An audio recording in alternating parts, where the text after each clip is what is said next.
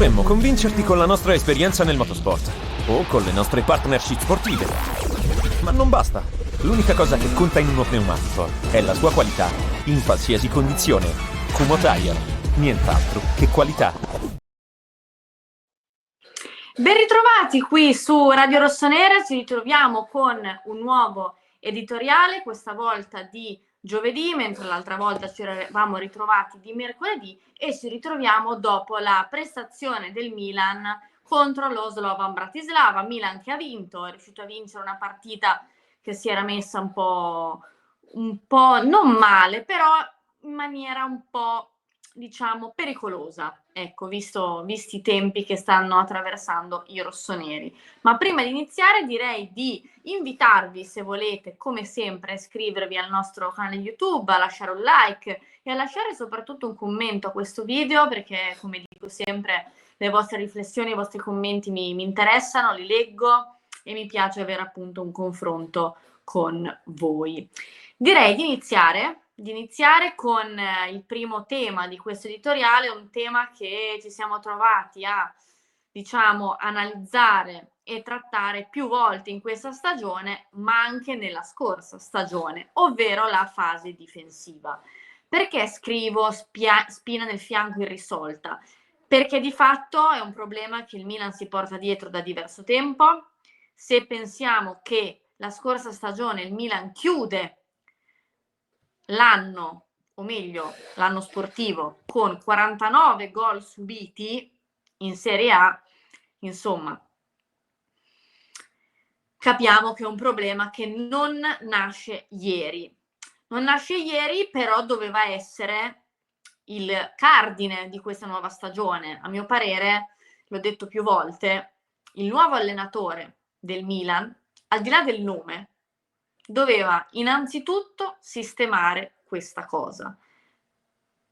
Prima del resto, poi veniva il resto. Mi rendo conto che mettere in cima alla lista delle priorità la fase difensiva magari non è abbastanza allettante, non è abbastanza coinvolgente, sicuramente spesso una squadra viene più osservata, viene più guardata, viene più magari elogiata per come gioca a livello offensivo, però data la situazione della scorsa stagione dove, ripeto, il Milan aveva subito tanti gol, iniziare questa con un miglioramento da quel punto di vista poteva sicuramente portare a dei benefici.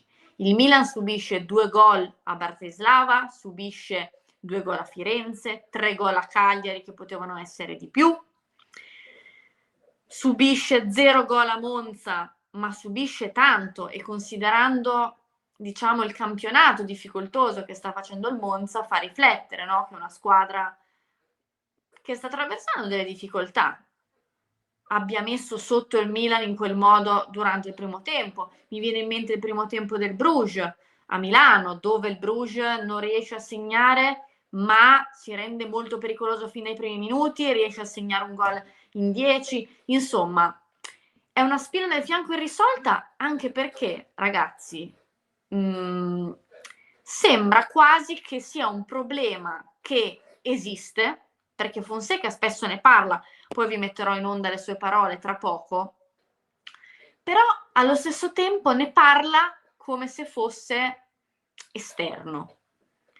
Non dico da spettatore, forse dire da spettatore è un po' esagerato, però Fonseca ne parla come se le cose stanno così, lui ci sta lavorando, però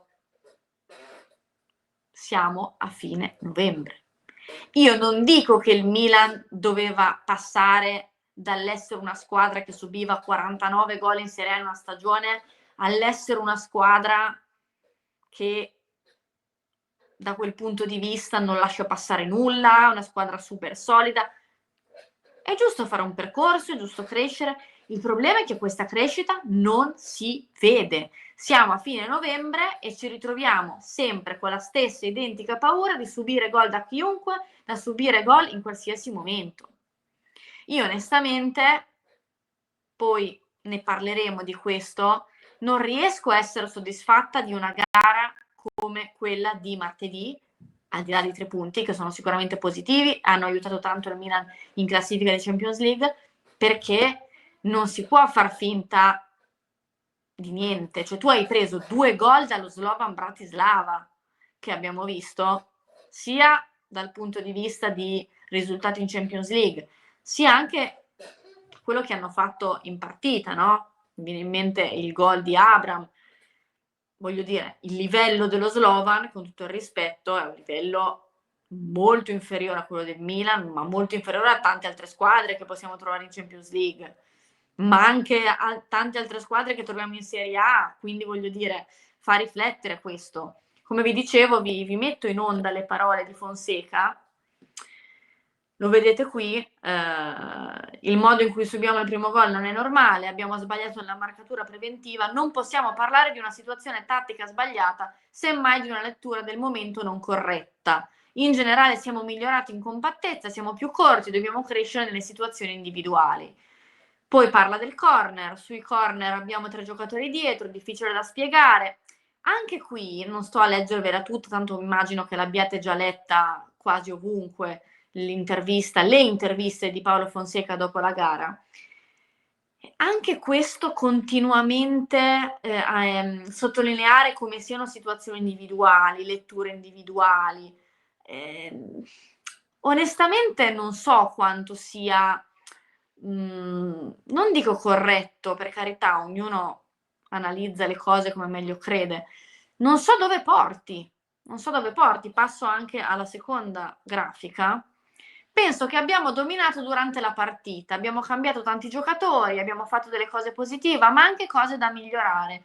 Magari perché abbiamo cambiato tanti giocatori, le marcature preventive non le abbiamo fatte bene, poi dopo l'intervallo siamo migliorati, abbiamo meritato di vincere. L'ultimo gol preso per un errore chiaro dell'arbitro, c'era fallo per noi, meritavamo di finire con un altro risultato. Anche qui si dà la colpa al cambiare tanti giocatori. Onestamente a Bratislava, a parte Calabria, sì, Pavlovic l'abbiamo visto magari meno rispetto ad altri difensori, però comunque anche lui è assolutamente nelle rotazioni dei titolari. Tutti questi nuovi giocatori io a Bratislava non li ho visti, il centrocampo era quello, là davanti sì, non c'era Leao, poi è entrato, non c'era Leao per scelta dell'allenatore, c'era Pulisic però, c'era Chukwueze che comunque ultimamente gioca spesso. Voglio dire, onestamente tutta questa, cioè mi sembra, e qui mi ricollego poi al secondo argomento di oggi, che ci sia poca consapevolezza che sia un problema tattico. Poi per carità ci possono essere anche delle gare in cui ci si aspetta di più dal singolo, in cui il singolo sbaglia, il difensore sbaglia, ma mi ricordo quando l'anno scorso ne parlavamo con Stefano Pioli sulla panchina del Milan, qualsiasi difensore è portato prima o poi all'errore in situazioni tattiche complesse. In una squadra sbilanciata, chiunque alla lunga fa fatica. Perché ragazzi, siamo sempre qui a dirci le stesse cose, perché non cambia niente. Il problema è questo. Se a rotazione dall'anno scorso tutti i difensori centrali passati per Milanello sono stati bollati come, tra virgolette, scarsi, è perché evidentemente ci sono dei problemi tattici persistenti. Perché ribadisco, anche il miglior difensore centrale, portato in una situazione continua di squadra sbilanciata, prima o poi sbaglia. Ora, io non voglio difendere, come sempre, se non me lo dite, i giocatori in maniera perpetua e continua. Ad esempio, ci sono dei difensori che io credo non siano allo stesso livello di altri. Ad esempio, per me Pavlovic non è allo stesso livello di Ciao, come non è allo stesso livello di Tomori, nonostante Tomori sia stato spesso protagonista di errori, come non è allo stesso livello di Matteo Gabbia, assolutamente. Però ribadisco, questo continuo sottolineare come siano letture individuali, errori individuali, onestamente non so a cosa porti. E qui passo al secondo argomento di questo editoriale, il tempo scorre, il campionato ha anche obbligo di realtà. Ho scritto obbligo di realtà perché sottolinea spesso come ci sia una crescita, no? Fonseca l'ha detto più volte, vedo una crescita, ci sono delle cose da migliorare, però altre cose mi sono piaciute. Per carità, non è tutto nero, è giusto che un allenatore sottolinei anche quello che funziona, i miglioramenti che i ragazzi hanno portato sul campo, ci mancherebbe. Il problema è che non si può far finta che questi problemi non esistano, perché, come ho scritto, il tempo scorre, il campionato anche. Ci sono tante squadre in questo momento davanti al Milan. La classifica non è lunghissima davanti, nel senso che il Milan non dista tantissimi punti, se ci pensiamo, dalla vetta. Il problema è che tra il Milan e la vetta ci sono tante squadre, tante squadre. Non siamo terzi con davanti il Napoli e l'Inter. Tra noi e la vetta ci sono tantissime squadre che in questo momento stanno facendo un percorso buono, un percorso che sta sorprendendo alcuni. Mi viene in mente la Fiorentina, mi viene in mente l'Atalanta, la Lazio è tornata comunque a vincere in maniera abbastanza continuativa. Poi è chiaro che da qui alla fine del campionato probabilmente non tutte reggeranno questo ritmo, però non si può sottovalutare questa situazione. Non si può continuare a far finta di niente in attesa che magari qualche avversaria si fermi, perché in questo momento, anche se qualcuna si fermasse, il Milan non vince. Non sei in una situazione in cui tu stai rincorrendo, vinci, ma sei sfortunato perché anche le altre vincono. Tu non stai vincendo perché hai pareggiato con la Juve, hai pareggiato con il Cagliari e ci sono tanti risultati ad oggi che pesano su quella classifica. Il problema è che non si vede un miglioramento, non si vede un cammino iniziato. Io onestamente mi porto via poche cose fatte bene rispetto all'inizio del campionato. C'è stato un momento in cui il Milan sembrava un po' più compatto, un po' più quadrato. Poi le cose sono tornate a scivolare. Si è tornati sugli stessi argomenti, sugli stessi dubbi. Ma quando si torna sugli stessi argomenti è perché, come ho detto prima, succedono le stesse identiche cose. Abbiamo passato un mese a parlare della panchina di Leao, quanto fosse giusto mettere in panchina Leao perché altrimenti la squadra era sbilanciata, senza Leao era una squadra più solida. Dove? Il Milan non è una squadra solida. Il Milan dall'inizio del campionato ad oggi ha subito 22 gol. 22 gol e siamo solamente a fine novembre. In questi 22 gol io ho considerato sia la Serie A sia la Champions League. Obbligo di realtà perché continuare a dire che il Milan fa un calcio dominante, che domina le partite, che si è giocato bene, che bisogna essere contenti, onestamente per me si può anche dire, cioè se davanti alle telecamere Fonseca vuole dirlo, per me può anche dirlo, però poi non deve dirlo in altre sedi, perché altrimenti se tu continui a convincerti che tutte le cose che fai stanno funzionando, quando invece non è vero perché i risultati sul campo parlano, non risolvi niente. Rendersi conto, questa cosa ve l'avrò ripetuta credo miliardi di volte, rendersi conto di un problema è il primo step per risolverlo. Però è così. Cioè se noi ci continuiamo a dire che le cose vanno bene, le cose funzionano, che ci sono dei miglioramenti, ma i miglioramenti dove sono? Io onestamente non li vedo. Ora c'è la storia che la panchina per Rafa è stata curativa. Di chi? Cioè, di cosa onestamente? Io vedo lo stesso Rafael Leao, che è un giocatore forte, ci sono delle partite in cui è meno decisivo, delle partite in cui fa una prestazione più succosa, delle partite in cui la sua prestazione è insufficiente.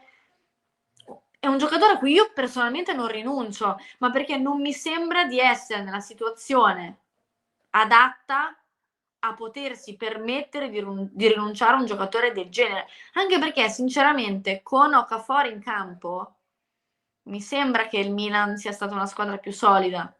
A Bratislava c'era Okafor e il Milan ha preso un gol pure dal Bratislava, cioè quindi non credo che la fase difensiva, ma come non lo credevo un mese fa, la fase difensiva dell'AC Milan, che è palesemente in difficoltà, dipenda dalla presenza o meno di Rafael Leao al primo minuto.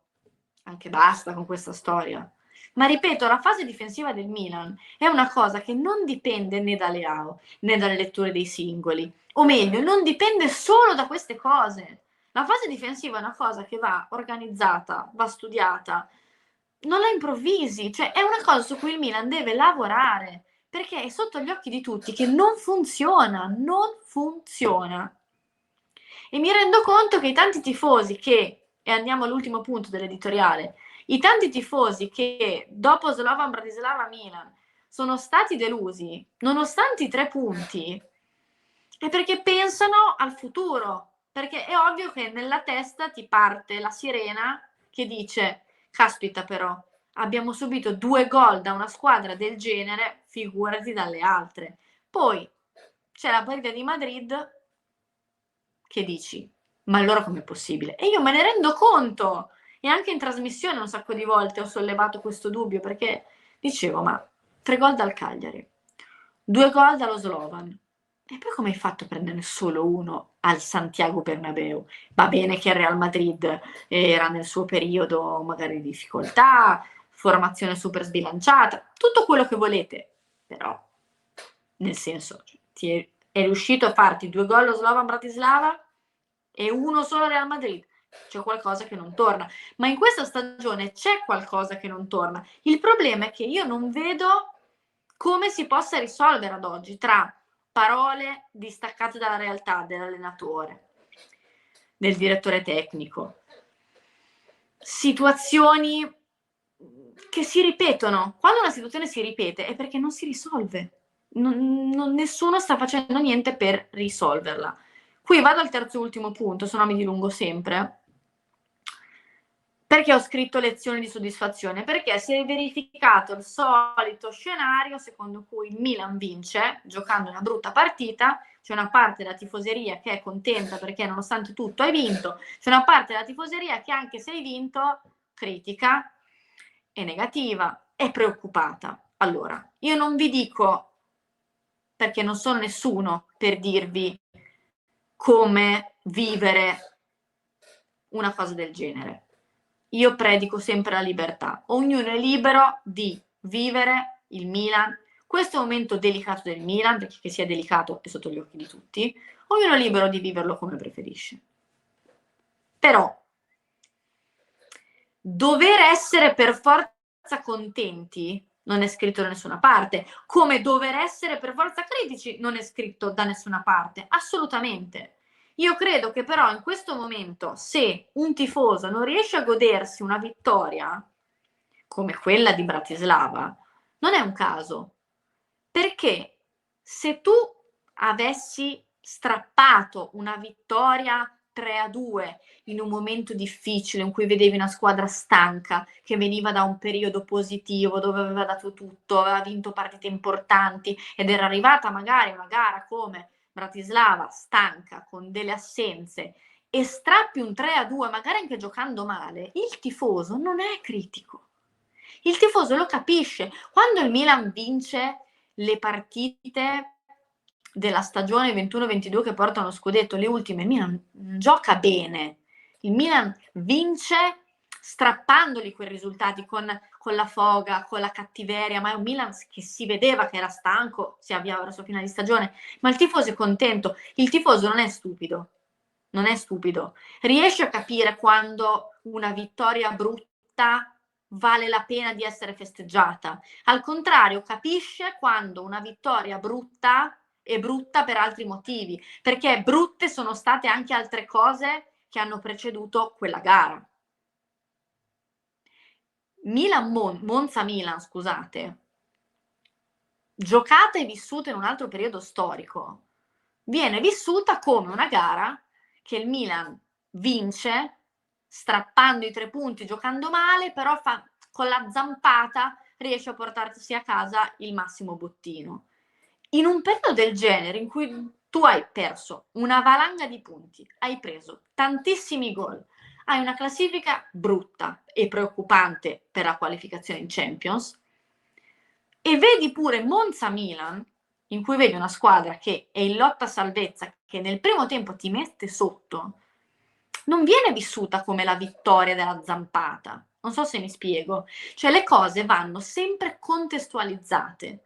Quindi il tifoso che dopo Bratislava non è contento, non è che non è contento perché si sveglia male o perché deve per forza criticare. Io credo che il tifoso che dopo Slovan Milan 2-3 non è contento perché è preoccupato per quello che ha visto e per quello che arriverà. Non so se mi spiego. Questa è la situazione. Quindi anche questo continuo dover imporre un sentimento. Ognuno è libero di tifare come preferisce, io non smetterò mai di dirvelo, non mi stancherò mai di dirvelo. Se in questo momento un tifoso è più preoccupato rispetto che speranzoso, oppure se magari in questo momento un tifoso non riesce a godersi una vittoria così perché è preoccupato per quello che ha visto e per quello che magari arriva, non va per forza bollato come un tifoso che non riesce a stare vicino alla squadra. Ognuno ha il proprio modo di stare vicino alla squadra. E questo è il punto. Ognuno ha il proprio modo di stare vicino alla squadra. Questo è un momento complicato, ma proprio anche dal punto di vista del tifo è un momento complicato. Ognuno è libero di viverlo come preferisce.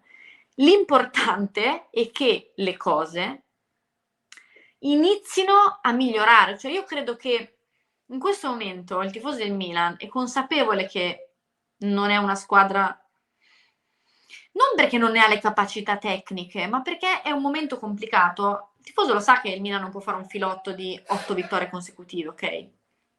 Poi magari succede, speriamo. Però vedesse un miglioramento di qualcosa, sono sicura che riuscirebbe a essere più ottimista, più speranzoso, iniziare a vedere che qualcosa è diverso rispetto a un mese fa, aiuterebbe. Invece il Milan è in una situazione di continuo circolo, in cui si fa una bella vittoria, la volta dopo no, si ritorna a parlare delle stesse cose, stesse difficoltà, gol subiti, insicurezze, polemiche. Poi magari arriva una grande partita e si rifà la grande partita e poi si ritorna a quello di prima. È un circolo vizioso in cui non si riesce a vedere il reale miglioramento. Io con questo vi saluto, vi ringrazio, come sempre ho fatto un editoriale troppo lungo, vi auguro buona giornata e lasciatemi i vostri commenti perché appunto mi fa sempre piacere leggerli e vi do appuntamento al prossimo editoriale, ma prima di tutto ai prossimi appuntamenti di Radio Rossonera. Potremmo convincerti con la nostra esperienza nel motorsport o con le nostre partnership sportive. Ma non basta. L'unica cosa che conta in uno pneumatico è la sua qualità in qualsiasi condizione. Kumho Tire, nient'altro che qualità.